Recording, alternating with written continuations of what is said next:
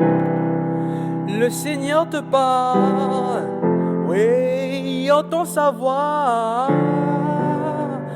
à travers la parole de ça.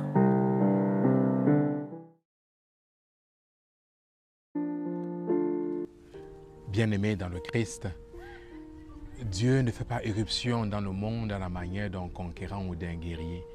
Au contraire, il épose nos lois. Il ne se place pas au-dessus des lois. Il épose toute la condition humaine, excepté le péché. Dans l'évangile de ce jour, on voit que le Seigneur ne se met pas au-dessus des lois. Au contraire, il respecte les lois, tant civiles que religieuses. Il a conscience que c'est important de payer l'impôt au temple, car c'est avec cet impôt que le temple peut fonctionner tant sur le plan administratif que sur le plan cultuel.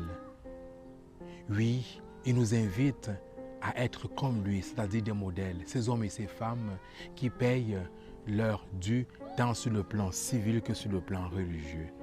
Il nous invite cependant à ne pas être ceux-là qui font objet de scandales. Il nous invite à ne pas scandaliser les autres, c'est-à-dire à être comme les princes nommés dans cet évangile, les fils des rois, les fils de ceux et de celles qui sont en responsabilité, qui se servent de leurs prérogatives, qui se servent de ce qu'ils ont comme privilège pour être au-dessus des lois, pour avoir des privilèges.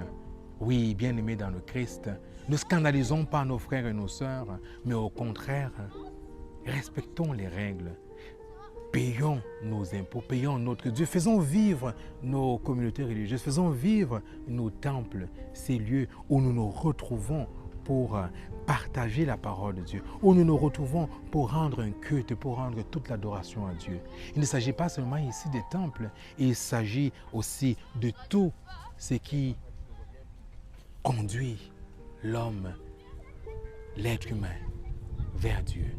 Ne scandalisons pas nos frères et sœurs, ne soyons pas ceux et celles par qui le scandale arrive. Amen.